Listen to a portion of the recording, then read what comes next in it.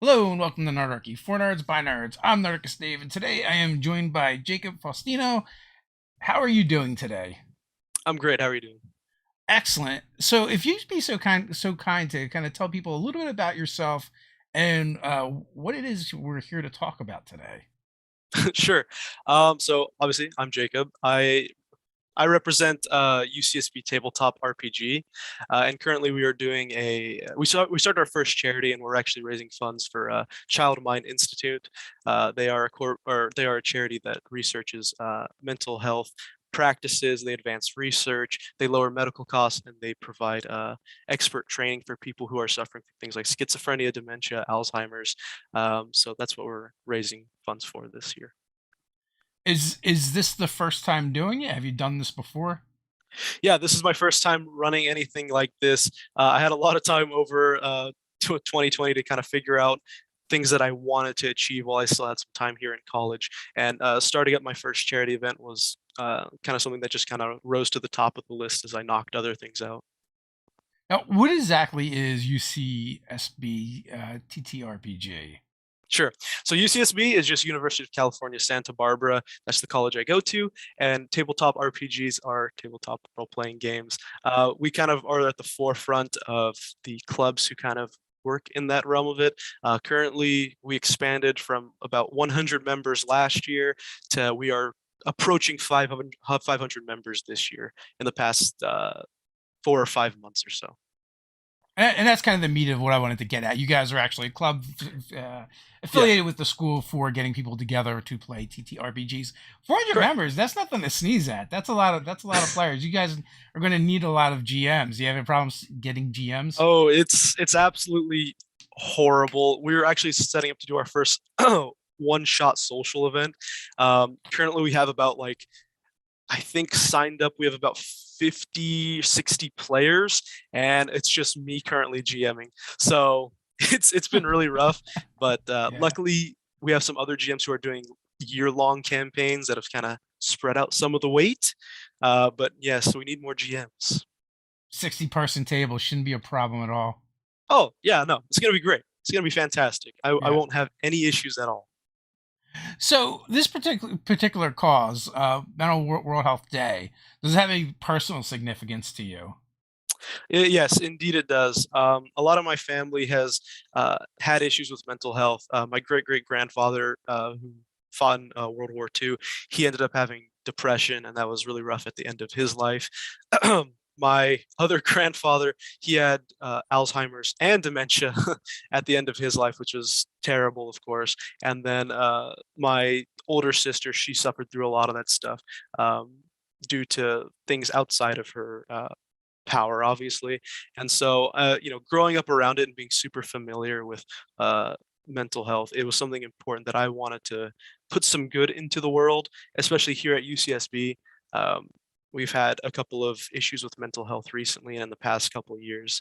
Um, and it was very important to me that I bring something to the table to help people who were battling that because a lot of them they don't know where to seek help, they can't get help, or they're too scared to get help, and I don't want that being the case anymore. So I want to raise awareness here at the campus. Awesome. It's a great cause. We've had quite a few therapists and actual doctors on the show Mhm, to kind of talk about this and how they're starting to use gaming and RPGs mhm, specifically mhm. D&D in their therapy sessions. Yeah, Is that something you've explored or looked into at all? I think that is very much at the forefront and like on the precipice of becoming very prominent in our club currently. Um, a lot of our core principle is there is a very toxic party culture here at UCSB. If you know anything about it, I'm sure you've heard it.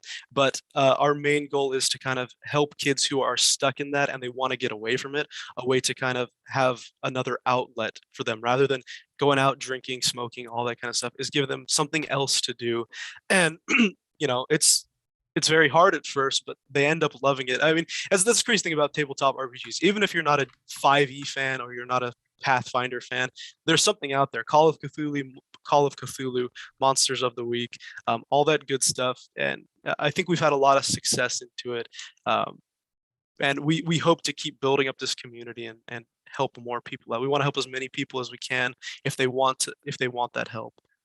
So yeah, I think it's definitely at the forefront of our officers' minds, and we're trying to make that happen. So, I mean, it seems like you've had a bit of success. I mean, you've grown a club 4 times its original size. That's pretty impressive.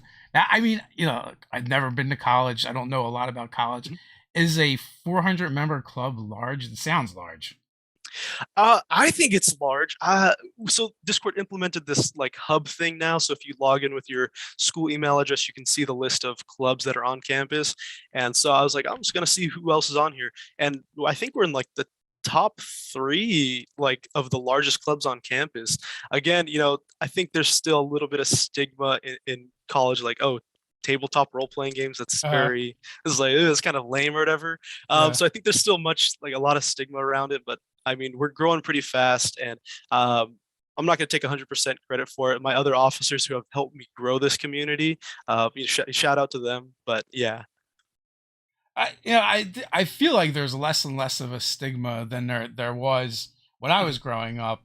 One, it was just harder to connect and find other people that play the games, and also, like, I grew up during the '80s when they had the Satanic Panic. So, Oh uh, yeah, yeah. yeah, so literally, like, the church was putting propaganda, anti D&D propaganda out there, against the hobby, and telling people that this will turn your kids into devil worshipping Satanists.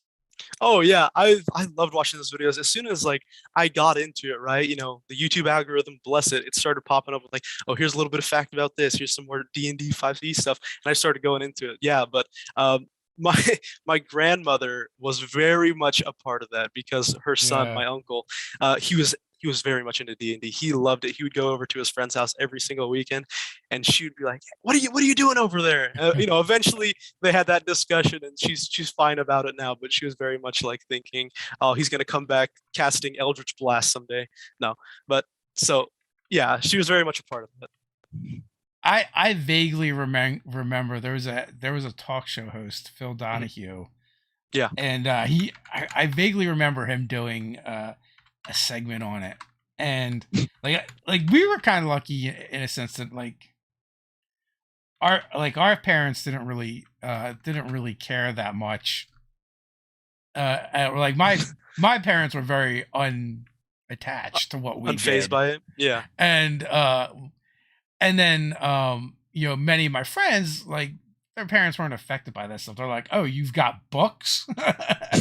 That's good. Like, and for me and a lot of my friends, it was kind of like the gateway into, like, pursuing things like reading, and getting better at math, and now I feel like more and more, I know people that are doing it through, like, OutSchool, Mhm. which is a homeschooling program where they're just running basically D&D classes. So, Yeah, yeah, that's definitely something that's like been popping up. I remember when I was just leaving my high school, there was like conversation about my other friends who were like a little bit younger than me. They're like, "Hey, that was a lot of fun. We should start something with that." I was like, "Yeah, go for it.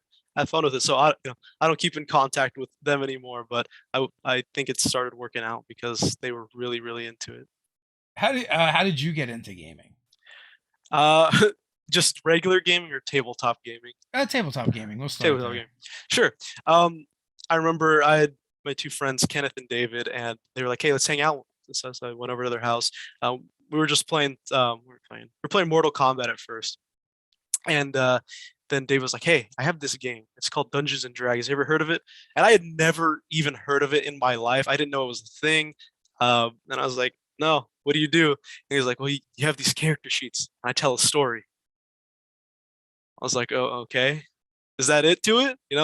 Like that's the description he gave me. I was like, "Is that it?" And Yeah. he's all, "Yeah, it's great." I was like, "Okay." He said, "So come over next week and we'll start it." So hesitantly throughout the week, I'm like, "Oh, we still doing that?" He said, "Yeah." So I go over, and he starts building up his world, as you do. Classic, you meet in a tavern, me and my friend Kenneth. I think my first character is a barbarian or something like that. And I think that's a very good match for my personality. Uh, And so I was like, okay. And after that first dice roll, and I was like, with that D20, oh man, I was hooked. There was nothing you could do about it. At that point, I was like, this is fantastic. I love this. So now I wouldn't have guessed barbarian because we were talking a little bit before we got started, and you're like going to school to be like a neuroscientist. Yeah, I mean, I guess so, but I think that I'm a very bearish person Uh, overall. I'm very much like, going to the gym, lifting heavy weights and all that. So I think like playing a barbarian when you have this big battle axe and you're just swinging it around without care. My favorite superhero is the Hulk. So yeah. kind of a match made in heaven in that way. But yeah, Nice, nice. So do you prefer playing or running games? that's always a question I like fight with myself about. I love storytelling. I still am not the best writer, but I love storytelling. I grew up with a lot of storytellers. My grandfather, my great great grandfather, they would always tell me stories and all that stuff. So I really love building something and then being able to share that with people. But being a player is also a lot less work, and you Yeah. can do some pretty creative things. Um, that I think only comes from a player side. So are you in regular games right now? Am I in regular games? Yes, I am in one regular game called Umor with my game master Owen. Shout out to him.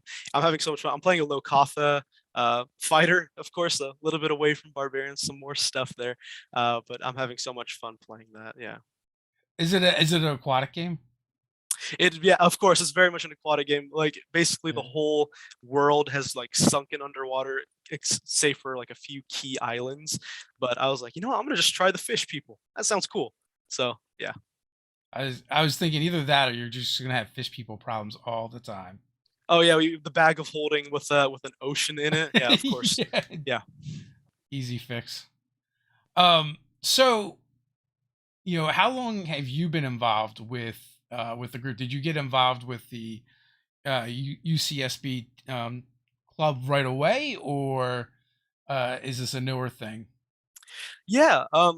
When I first joined, I had stopped playing for a while because Kenneth and David, they graduated before me, so they went off to do their own thing, and then I kind of stopped playing for about a year and a half, almost 2 years, and then I came in and the esports team that I coach now, I was just a player back then. They were like, "Hey, we're gonna sit around and play some D&D," and I was like, "Oh, that sounds familiar. You mean Dungeons and Dragons, right?" They're like, "Yeah," and I was like, "Oh, that sounds so much fun." So we started playing again. Like, "Yeah, you should join the club sometime." I was like, "You guys got a club for this?" Well, those are my people. I gotta go see what this is all about. Yeah. And yeah, I joined again. I was just a player at first. I ran my first campaign there, which was very, very rough. It was I cringe thinking about it now. Um, but yeah, so I joined then, and then yeah, the officer applications came up because the original founders were leaving. I was like, I'm just gonna see if I can get the job, right? Apply. Obviously, I got it now. It worked out. Um, yeah, I had big shoes to fill because they did a fantastic job. But yeah, that's kind of how I got back into it in college. I just stopped thinking about it, and then one day it kind of fell into my lap, and I ran with it. So what did you and your team do to build that program out? It I feel it's weird. I feel like it's mostly organic and just being honest with people. Because when we were at about like 120-ish members, it was very small community. We had some games running and all that stuff. Um, and I think when I started coaching people, right? And you kind of just get to meet people and be friends. I just started explaining like my love for this little club that we had, right? And then they started loving it too, and then they joined. And I think the key to that is just me being completely honest with people. Like if you ask me something about my hobbies, I'm gonna tell you what my hobbies are.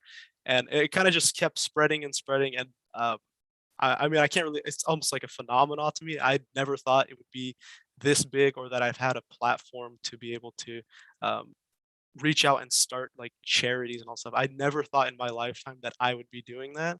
And I'm just very lucky to have it happen to me. Well, I mean, you're really young. You're just getting started. You've got a lot more things you're Yeah. probably going to do. So basically, you infiltrated esports, is what I'm hearing. Yeah. I infiltrated esports. I was like, hey, you guys like video games, right? You like Skyrim? You like, our role playing is like, yeah. I was like, come try this, right? The guy in the alleyway with something new, and they came Yeah, and played yeah. it, and they love it now. They love it. So what were you coaching? I used to coach Overwatch. That's still like a big thing at our school. We're ranked pretty well, actually. Our A team is fantastic. They do a great job. Um, yeah, I used to coach Overwatch. I don't coach anymore just because I'm so busy with other things now, but I'm still very much active in that community, and I kind of am mentoring and guiding the new captain to make sure that they have a good standing point and that they start raising their players up. So how does one go from being a player to a coach? Yeah.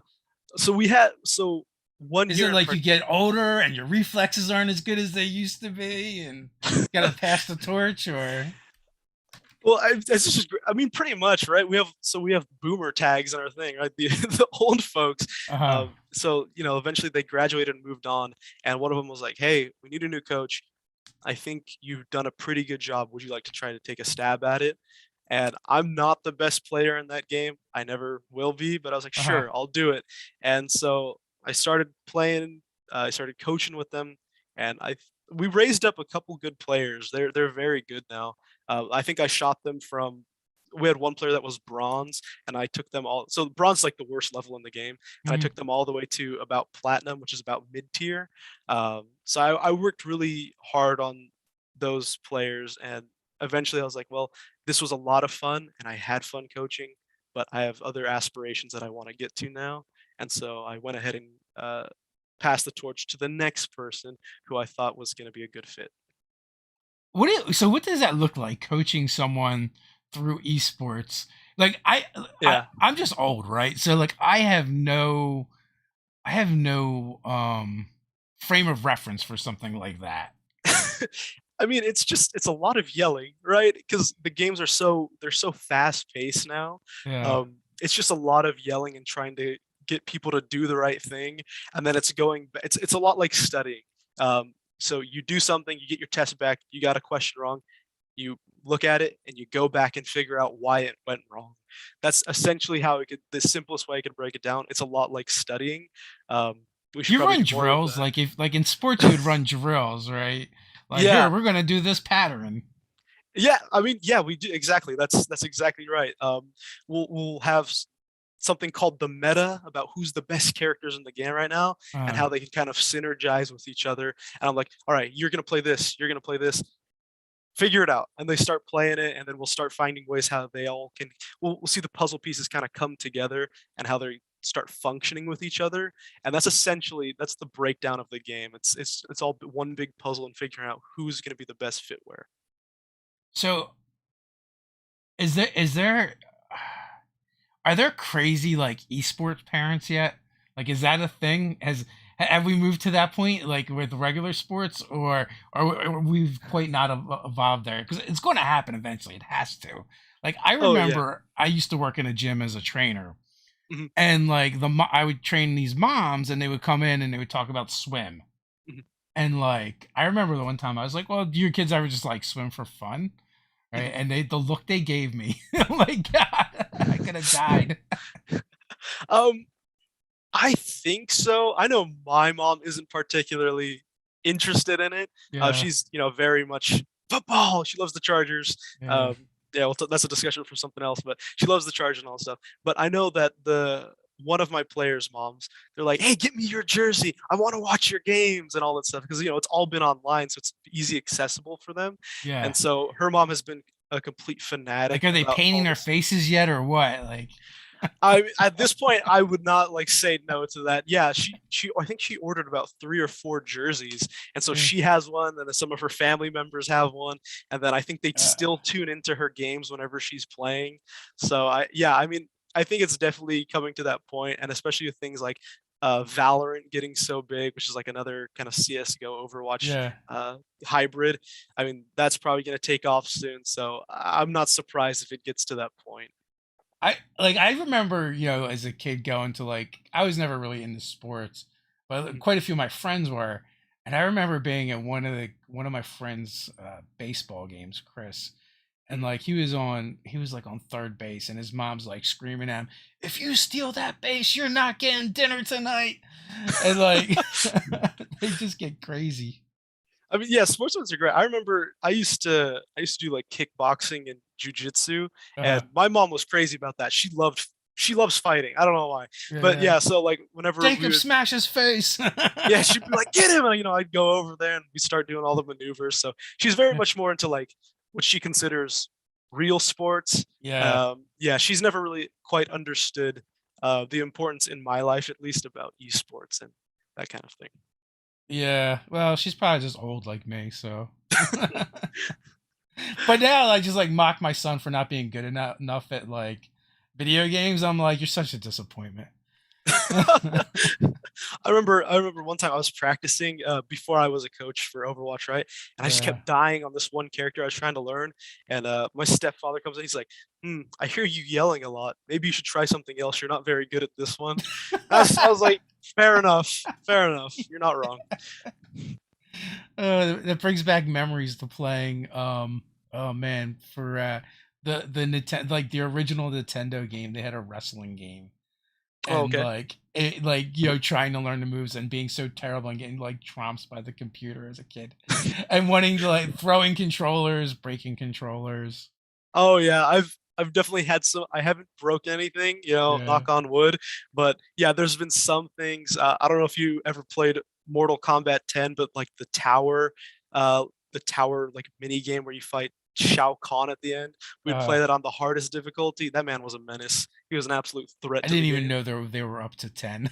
Oh So, yeah, yeah.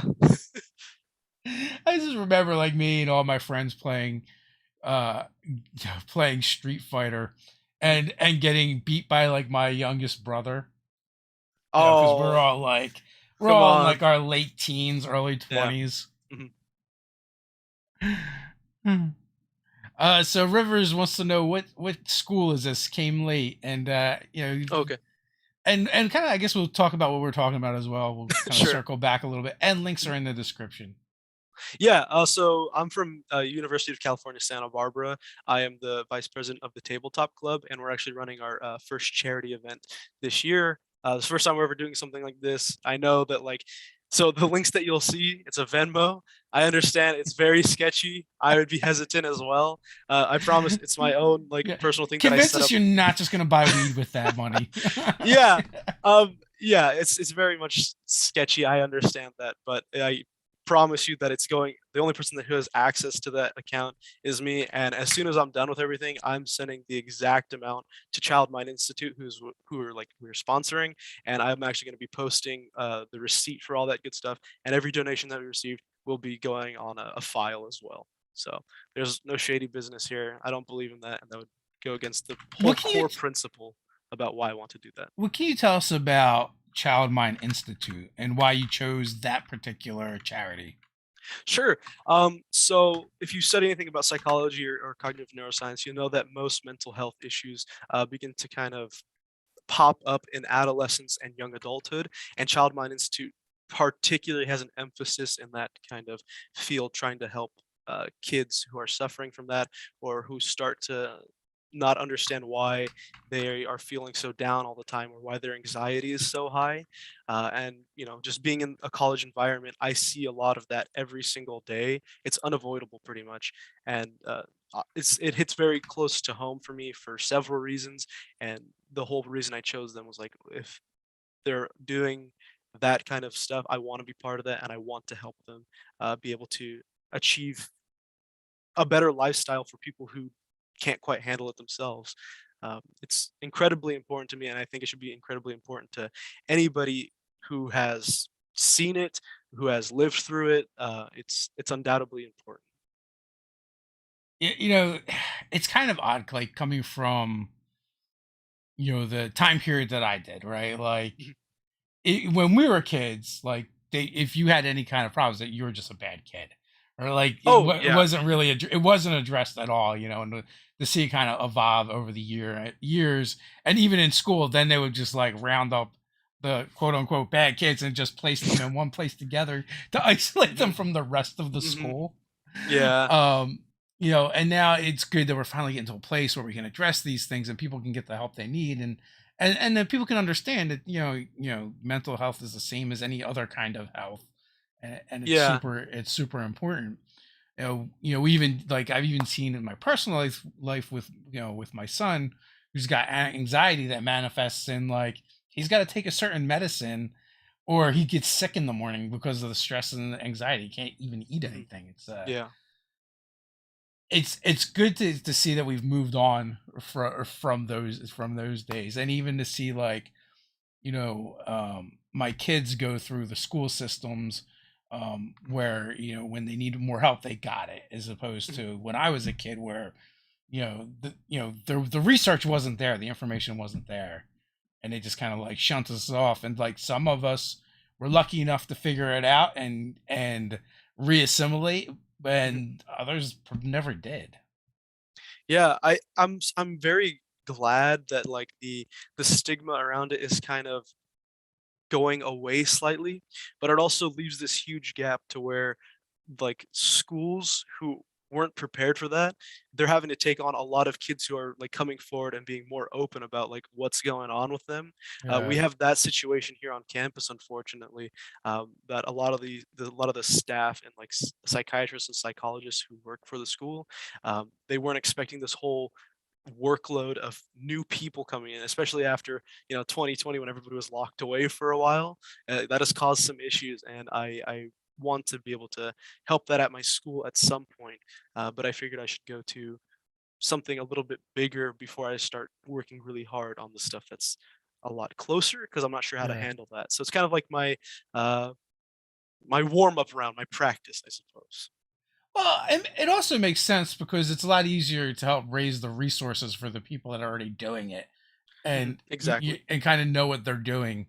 As you plug in more, you'll probably figure out more ways to help. And I mean, also, it's kind of what you're going to school for as well. So Yeah, yeah, I'm very much invested in this whole thing, and I hope it goes well.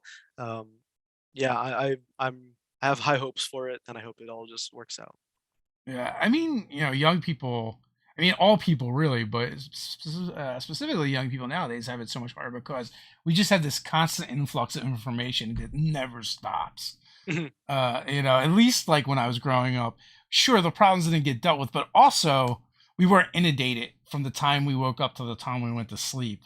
With everything in the world, right? You could Yeah. just go outside and play, and we'd beat each other up with sticks or whatever. So, Yeah, I think that's a lot of where like some of the issue comes from is like people only post, obviously you're never going to post something terrible that happened to you. You post the best that's like going on in your life, and it yeah. always seems like it's a constant like, well, everybody else is like 100% fine and they're doing so great, why am I feeling this way? And then it just gets worse. I've seen like a lot of that happen with some of my friends and family members. So So Rivers RPG wants to know gaming for mental health question to help those with problems to deal with them in a fantasy game. That's not really what Jacob's doing here so much as like they have a TTRPG club and they're trying to raise money for organizations that deal with mental health. Um, yeah. The whole like core of our club, just I know we kind of ran over it at the beginning, just to bring it up again. UCSB has a very toxic and prevalent party culture, and some students have found their way, like they want to leave it, and our club hopes to give them a different outlet. So I guess in some ways, I think this is what you're kind of getting at, that gaming can help mental health. In some cases, it does. We hope that we can reach out to these students and give them an opportunity to do something else rather than drinking, smoking, that kind of stuff, if they want to do that. We never force anybody to leave the party culture if they don't want to, but we want to offer them a what we would consider a healthier alternative. Um, yeah, that's kind of like the core of our club. That's what we've always tried to been about as we built up our community. well, I mean, the good thing about RPGs is they suck up a lot of time and Yeah, energy. So it just by like if that becomes something that you're into, that is less time to be doing other things that might be a little bit more nefarious. What is exactly. so? What are e-jocks partiers? Or he jocks partiers. Um, that's funny. Yes and Mm. no. Most of the parties that go on here, I mean, like it's exactly what you'd see in a college movie, where like just tons of kids packed together and they're like all sweating on each other, spilling their drinks. The Yeah. air is like thick with smoke. Um, E-Jocks, not so much. It's more like we have about 10 people and we're all just chilling around a ping pong table with like a radio in the background playing some music. We're very much like the outsiders, quote unquote. Um, it's a lot different. I'm more like that. I don't like being around a ton of people, even before, you know, 2020 and all that kind of stuff. I was more focused on like I want to hang out with the people that I want to hang out with and not be stepped on or sweated on by random people. That's always No, that's not your thing.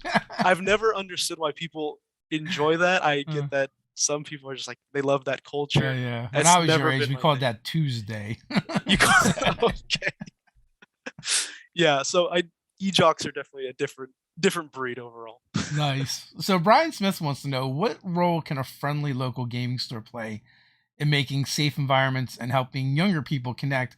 Any suggestions for things a store could provide to community? So are these particular topics that Brian bring up, are those things that you had to take into consideration when you took over in your role, at the club, or were these things already in place? Mhm. Definitely. When I first started, it was nothing like that. Wild Wild The West. yeah, the club was very, very small, and we were like, all right, we have our community, and that's it. Yeah. But as we started gaining a bunch of new members, through however we managed to do that, I wanted to start involving the greater community because it's so easy now to like go onto Amazon or an online store and just pick up a book and have it delivered in 2 days. But I was like researching areas around Santa Barbara. So we have places like Metro Comics and Game Seeker SB. And so I reached out to them and I was like, hey, um, I'm from this nerdy club that fits the rest of your nerdy games and comic books and all that goodness. You want to try to do something, right? And so those are kind of like our first sponsors for this event. And going forward, I hope to keep that connection with them because they have some big spaces. Mhm. Um, and I think over time, if things go well and our partnership continues, that they'll maybe be able to offer us a space for different events that maybe we can't host at school. Um, yeah, I don't know if you own a game shop, but just reaching out to local clubs, that's already a huge step because I know that when I was doing it, or like when a company would reach out to me, that like meant the whole world, right? Because we're all just most of us are just kids trying to figure out what to do in life and how to like function pretty much. So it sounds like the response when you've reached out to the local game stores has been fairly good. Yeah, yeah, sorry, not to beat around the bush. Yeah, they've been fantastic. I'm so glad that they're supporting us.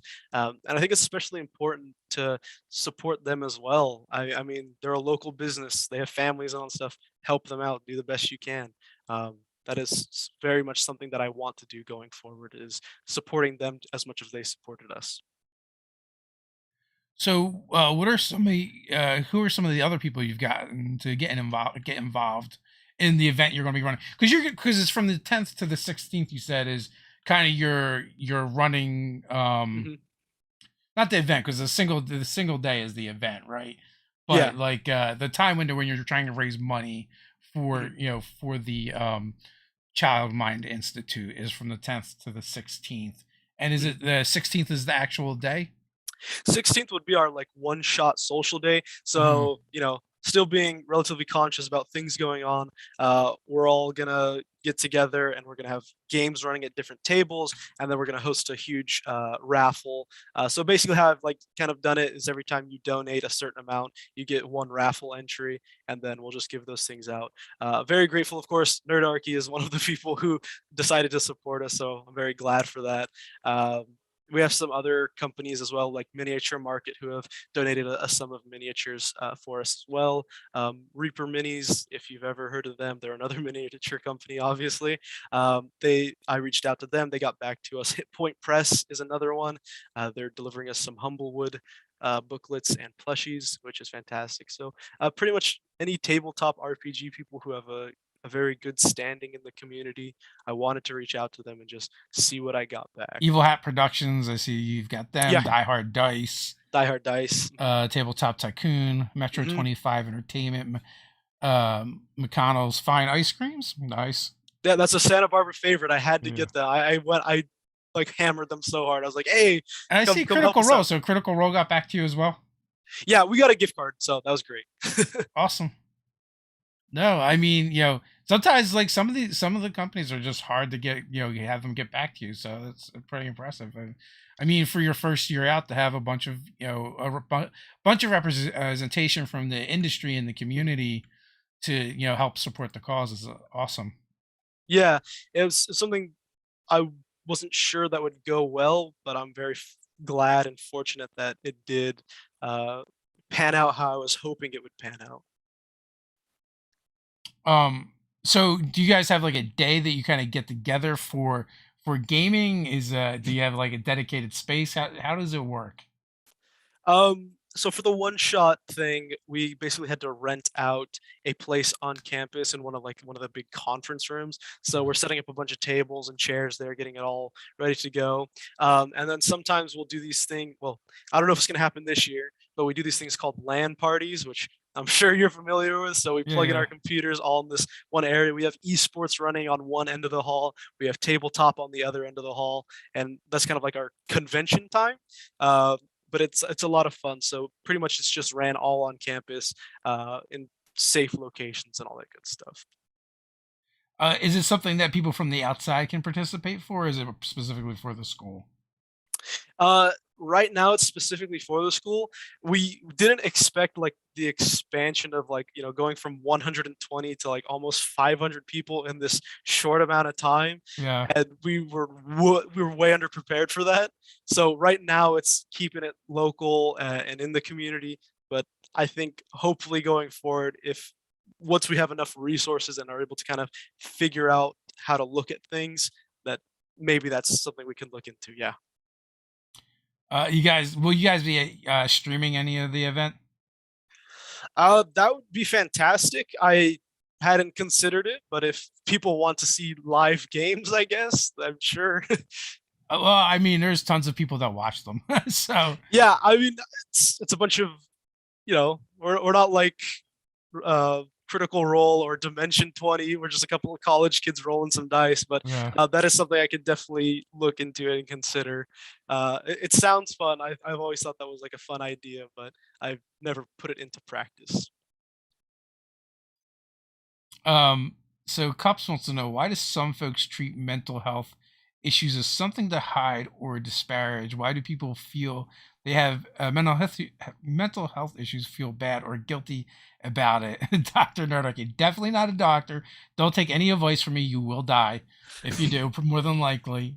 But my opinion is probably is because you can't see it, right? Like you can't see, the problems that people are having compared to like if it's more of a physical element, it's very much visible, right? Like people that have disabilities that aren't um always there, suffer from the same kind of problems as well. Like maybe like sometimes they need to use a wheelchair and sometimes they don't, right? And so like they'll sometimes get attacked by people for using like a handicap space, but what those other people don't know is that they have, their issue isn't something that's, super visible or even there all the time. Yeah, I 100% agree with that. I think that it's also definitely if somebody like has like a physical impairment or disability, you can see it and it's easy to understand, right? Like I wear glasses, right? That means Yeah. my eyes are bad. You can completely understand that. When it comes to mental health, if I asked a number of people what anxiety meant to them, I'm probably going to get a couple different answers about what it means to them.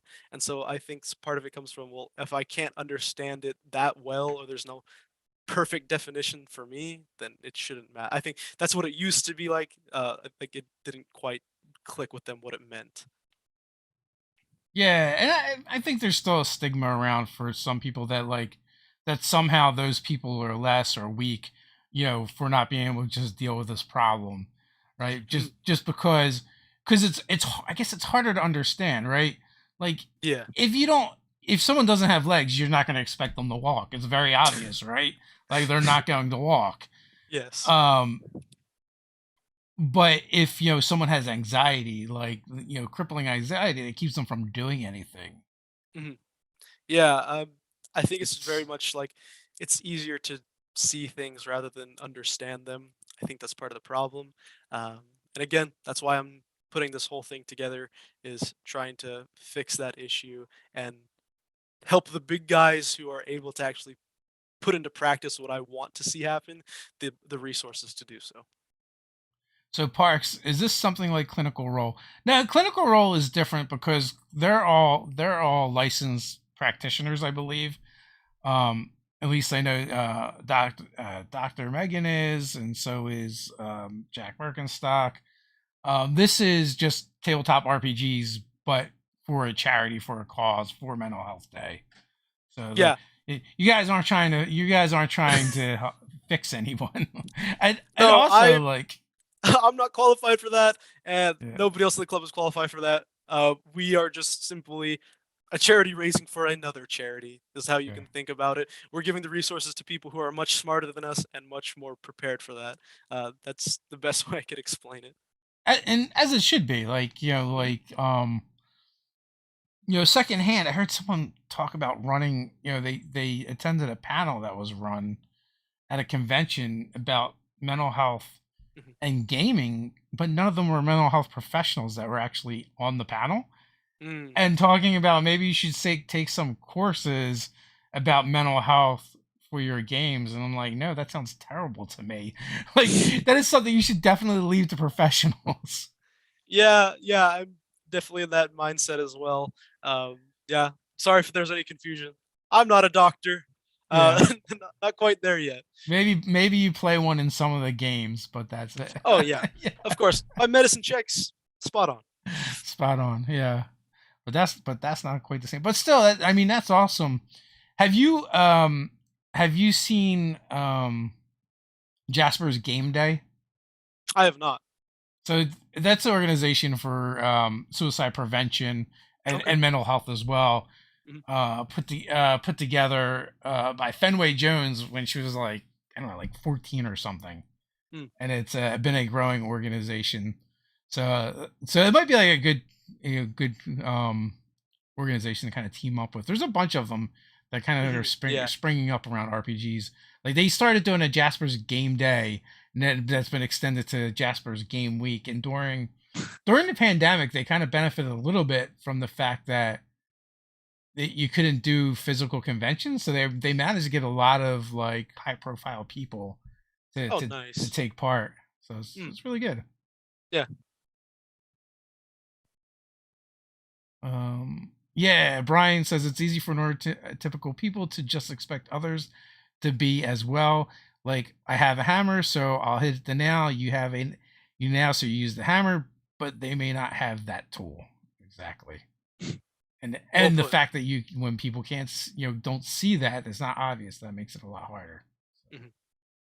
So with the group that you guys are going you have going on, like is there not the day itself, but do you guys have like specific meetup days that the club takes place on? How many active GMs do you have?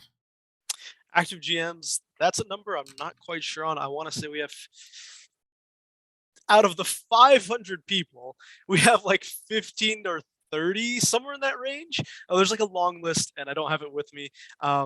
Yeah, but we do have like regular. Well, we hope to have regular meetups, like in person and all that good stuff, coming up. But beforehand, what we're doing, we have this thing. So we have our other one-shot socials. We have this thing called DM school. So some of the more uh, experienced DMs would like set up and teach other people how to do it because I think it's a very intimidating process for some Yeah, people, and so we'd run that as well. We're definitely like in the mode of expansion right now and figuring out what we can achieve with the resources we have. But those are our two most prominent programs that we're doing. We hope to do more stuff in the future event wise, but obviously We started out with 100, 2020 happened, and now we're at 500. So there was a big gap of like, oh, we need to start figuring things out a lot quicker than we anticipated. How did you handle the club during the pandemic? Did everyone go virtual? Was there still growth during that time? Was there more growth during that time? I want to say, yeah, 2020 was as bad as a year it was for everybody else. We had a lot of people come in. Um, that's when pretty much got hired onto the club. Like was officially like implemented and all that good stuff. So we grew a lot during that time, and yeah, I mean it was a good year. We started the programs kind of fell off a little bit. Everything was virtual. Games were virtual because everybody was so spaced out. Um, that's kind of just how it happened. Because we started doing these live chats during the pandemic. We're like, well, I guess if people are going to be locked in for the next foreseeable future, maybe we can do something to alleviate an hour out of the day. um and there's so many people I talk to that they started gaming because of the pandemic. Like, they had never gamed before, maybe didn't have an interest, or maybe they did, and because everyone all of a sudden had all this free time kind of on their hands, people started connecting and gaming online.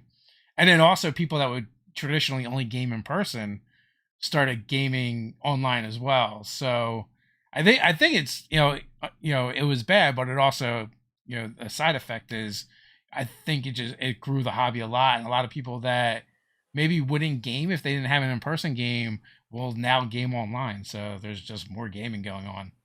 Yeah, 2020 was like a crazy year for gaming because like everybody's just sitting at home. So I mean, the gaming industry definitely shot up in like their numbers, and I think bringing people into that space naturally leads them to tabletop RPGs. So I think it's just great. Yeah, I mean, like, we joked that, like, it was all a diabolical plan by Roll 20 and Zoom Right. to Yeah. Right. increase their numbers. Um, so what games are you playing? Um, in terms of tabletop, I'm mostly run games. Yeah. I am in one campaign, which is Umor. I think I mentioned it earlier. But the games that I'm running, I have one that's just like a typical adventure, just go out, see what you can find. And then I have another one that I've spent a long time writing, and I can't wait to figure out how my players are gonna completely do the opposite of what I want them to do. But it's kind of based around Norse mythology. Um, yeah, those are the three things that I'm currently involved in game wise. So all D&D stuff? Oh, if you're talking about other stuff as well, yeah, I'm playing a little bit of Northgard right now. That came out and it was on sale, so I purchased that. Northgard's pretty fun. It's like a Norse Warcraft simulator is the best way I Okay. could put it. Yeah, I'm enjoying that. I have high hopes for Battlefield 2042. I heard the beta was rough. I really need that to be a good game. I feel like there hasn't been that many good games coming out, or like they've come out and they kind of just were with Yeah. high hopes. Um, I hope that one's good. And then the next one I'm looking forward to is Dying Light, which got delayed. I understand why it got delayed, but I hope that one's good as well. I'm very much into those types of games. Yeah. Nice. I know you'd mentioned Call of Cthulhu and Monster of the Week. Mhm. Yeah. So does the club have a lot of variety in the games that are being run, or is it like mostly D&D? We have a pretty good variety, I'd say overall. Of course, the most prevalent one is going to be 5e. That's everybody's favorite in our club, at least. Yeah. But we have one of my other officers. They constantly run Starfinder Okay. by Paizo. They constantly are running that. We have Monster of the Week being run by another GM pretty frequently. Um, I know somebody's also on Pathfinder. So yeah, we have a pretty good variety, I'd say overall. A lot of people are getting into Call of Cthulhu, and I can't wait to see how that goes because I've never played it before, but I hear great things about it. I have not played that one yet either. It's on my list. I played some Starfinder, that was fun, and I'm currently running a Monster of the Week game. Mm, I love the Powered by Apocalypse system. yeah, I feel like it's a much better intro into tabletop RPGs than D&D. It's a lot easier. Like, my wife is kind of new to RPGs, so mhm, she kind of cut her teeth on D&D and got real nervous when we talk about playing other games. I'm like, no, you don't understand. D&D is Yeah. actually the harder one. So Yeah, my girlfriend was very much the same way because she doesn't really play video games and all that stuff. She's a law student, so she's very focused on schoolwork. I was uh, like, hey, just come try it out. But she tried it out, and she's in a couple of like campaigns now, so I think she's enjoying it overall. she really is a rules lawyer. Yeah, yeah, pretty much. Yeah, it. She hasn't read the rules because she still thinks of it kind of like Skyrim, like oh, she can go in and do whatever she wants. But as soon as she actually reads the rules, she's going to be terrifying. Oh no. Yeah. I actually prefer it when new players just come in and start playing and don't worry about the rules so much. I Yeah. mean, you'll absorb them over time. Hmm. Yeah, I'm very much of the mindset like I like to run it a little bit more like video gamey, if that makes sense. I know it's kind of like a difference of opinion, but if a player wants to do something cool, I want them to feel cool. That's like kind of the point of the game. So go Uh, ahead and try it. You're still gonna roll for it, what do but you mean by video gamey? so for example, I had a somebody who was a cleric, and they're like, "Hey, I want to build a hammer, like kind of like sort of Mjolnir style." And I was like, "Well, that's a magical weapon. You Yeah. are magic, but you're not really suited for that." I was like, "Whatever, go ahead and roll for it." So I had that a couple of rolls, and then I had them go to an ingredient shop and kind of see what would they pick out if they were trying to build it. And of course, it's not quite in the realm of well, they technically can't build a magical item. That's not something that they can do. But I was Yeah. like, they're clearly doing their best to role play through this and find out the best way to do so. And after a couple successful rolls, a couple of fails, they got a base item. So now like their hammer does, I think it's like 1d4 bludgeoning damage plus their wisdom modifier. And it's just something kind of cool that they built themselves. And it's not perfect. Like if they would have gotten perfect rolls on everything, sure, it'd be a little bit cooler, but that's just what they have now. And if they want to keep working on it and they find better resources, then I may continue to let them build upon that. Okay. Yeah, so I mean it's kind of like, I've heard that called just the rule of cool where you just like it's not in the rules, but as the GM you're just like, here, you could try that. Yeah. And I feel like a lot of the games that I play in are very much like that as well. Mhm. That we're kind of like when a player wants to try something, like, all Mhm. right, well, let's, tell me how you want to do it and let's make some die rolls and we'll see what Yeah. happens. But I've definitely also played with those players that and GMs are like, no, you can't. Just no, you can't do that Oh yeah, because they hate I fun. couldn't. Yeah, I mean that's like the whole point of the game is to like Yeah. escape whatever you're focused on for a little bit and just actually do something that you wouldn't typically be able to do. Now, so when you said video game, you like, I didn't know if you meant like what we would consider like we like to play more like cinematic games instead of like being gritty or Mm, realistic. yeah, yeah. I mean, the rule of cool is what I consider video gaming, or like Yeah. they could do stuff that you wouldn't typically be able to do. For example, in one of my other games, somebody was like a very strong person, and they wanted to pick up like would be considered a telephone pole. They're like, "Hey, I want to pick it up and hit somebody with it," because it was like broken on the ground. I was all, "Well, I mean, I don't see an improvised weapon being 1d4 or whatever that is." So I was like, Uh, "Sure, swing for it and see how hard you hit." So whatever the armor class was, basically that's how I ruled it. definitely. I know Ted gripes to this day because he was in an Adventures League game, Mhm. and he's like, oh, I want to just try and do something cool. So here's this big table. I want to pick it up and charge Yeah, the enemies with it, and yeah. kind of like use it like a battering ram. And they're like, sure, you can do that. And he hit, and it's like, okay, you do a D4. And that's like, I okay, th- that was, that's it's such a weird rule. yeah, I could, like, I don't mind it as a baseline, but I think GMs need to figure out, like, whenever a player wants to try something different, Mhm, even if, like, maybe it doesn't do, like, a ton of damage, I should always try and figure out, like, well, what is, like, a cool effect that you could have happen that you wouldn't mhm. normally be able to do? Like, I was in Yeah. a different game where someone's like, I want to throw this table at them, and that character was like super strong. So I Mhm. was like, sure. Like, it didn't do as much damage as they normally do, but I let them hit a bunch at the same time and knock them over, right? So like they Yeah, felt cool. something cool like that. Yeah, I Yeah. totally agree with that whole like principle of how the game could be played. I love that aspect of it. So Parks brings up Brunar made Aegis Fang, and he was just a fighter. which is a very cool scene from that book. I don't know if you're into if you do much reading or novels, or if you're into R.A. Salvatore, but I read a couple. that's that was one of the first trilogies where the dwarven fighter makes a magic warhammer. Oh yeah, I mean it was very much in that realm of like, okay, this sounds so cool. If I was a player, I would love to do that. I want you to have that experience, and I'll vicariously live through you. Yeah. Yeah. Cups West Coast. He's asking where your organization is. It is a TTRPG club at the college, Santa Barbara College, and they are raising money for a charity for the Mental Health Day, and it is the My, Child Mind Institute. Correct. Yes. Yeah. John Mind Institute. Yeah. Yes. So just so you guys know, and so basically the event itself, you said, is just an expansion of what your typical one day socials, your one shot socials. Yeah. We it just happened to kind of align. I was like, hey, I have this charity thing I want to do, and we also are planning our one shot. Why don't we just kind of mash the two together and see what comes out of it? So yeah, that's just kind of how it all happened. And so what was the response from the general club itself, from the people, the members?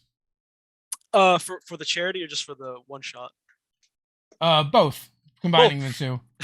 Well, we originally announced the charity first, and a lot of people seemed to respond positively towards that. Hmm.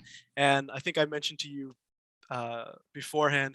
Yeah, I posted the announcement like a couple days ago, and even though it doesn't start until the 10th, a lot of our members have already like put some donations for it. So we've had like a pretty steady stream overall. So I'd say like the reception overall has been very, very positive. I'm grateful for that, of course. And then we're like, hey, we're gonna combine the one shot social with it too. So come out, roll some dice. There'll be Yeah, pizza, you know, typical like hang out in your friend's basement night. We have pizza, ice cream, all that good stuff. Come roll some dice, maybe donate, win some prizes if that's up to you. But everybody seems very excited for it. We have like a poll live right now, seeing how many people are going to show up, and yeah, it's been pretty great. so if you guys get a good turnout, I mean, your goal's fairly modest, $1,000 Hmm. to raise for charity. That's like $2 a piece. Exactly. Yeah, that's what I told him. I was like, hey, if everybody just donates $2, we'll be right there. Yeah. If only half of you donate $3, we're pretty much almost there too. Either way, it's a win-win. Yeah. You know. Yeah. And I was like, we have a bunch of stuff that I don't want to keep because it's not for me. It's for you. So Yeah. please come take it from me. I'll raffle it off. So yeah, I'm pretty proud of what I've achieved thus far, and I can't wait to see how it goes on the Have 16th. you I'm thought excited. about what you want to do going forward with the charity and the event? Yeah, that's something that's definitely been on the forefront of my mind since this whole thing started. Um, right now, I'm just working through the short-term goals. Okay, let's get it approved. Let me figure out who I need to hire to help me do this whole thing. How am I going to recruit? After that, I definitely want to focus on my campus more and my community more, rather than going outwards and seeking other help. Mm. Because, like I mentioned before, I feel like the school is vastly underprepared for um, all the people who are now coming forward with mental health issues, and I want to be able to help them have the resources to do so, or be able to hire better or more people to help get people who are suffering from mental health issues through that. Does the school itself have resources that you can tap into to help facilitate the event? Yeah, we have a thing called CAPS, but the issue with that is, you know, not to talk terribly about my campus, is a lot of people find that getting an appointment is extremely difficult just because they're so overloaded with how many students are trying to seek help all at once. Uh, So I want to be able to find some way to alleviate that issue and help the students who are suffering from that. Because I don't. I feel like it's just wrong to sit by and do nothing and watch these people have to wait in a queue essentially to get yeah. help. Yeah.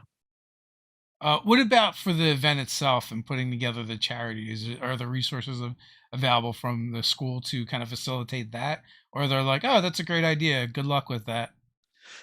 I I've tried working with the school a little bit, and so far the correspondent that we have has been great.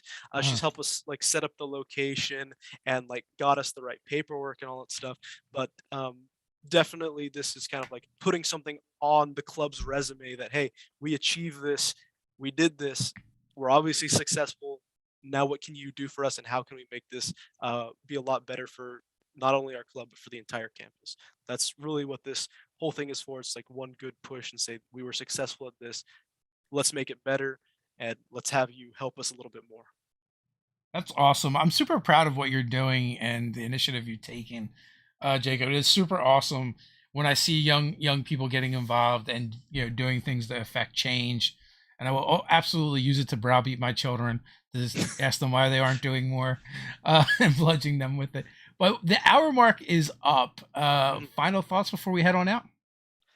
Final thoughts. Thanks for obviously Nerdarchy for having me on. Thank you, Dave, so much. I appreciate it. If you want to donate, please donate. And I think the links are in the description somewhere. It's a Venmo account. I understand it's shady. I promise you, it's all 100% legit. I'll be the person handling all the finances, and I will post records about how much we raised and where it's all going to. So if you have the ability to donate, we would very much appreciate it. But of course, just spreading the word about mental health is the most anybody can do. So we very appreciate it. Well, thank you so much for coming on and Thank you. sharing, what you're doing with us, and we appreciate what you're doing for the community. And until next time, everyone, stay nerdy.